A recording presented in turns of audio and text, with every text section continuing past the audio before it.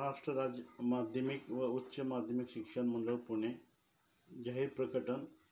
विषय माध्यमिक शालांत प्रमाणपत्र इयत्ता 10वी परीक्षा मार्च 2024चा निकाल.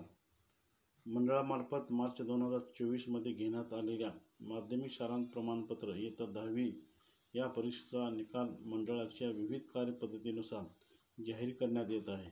त्याचा तपशील पुढीलप्रमाणे. महाराष्ट्र राज्य माध्यमिक व उच्च माध्यमिक शिक्षण मंडळाच्या पुणे, नागपूर,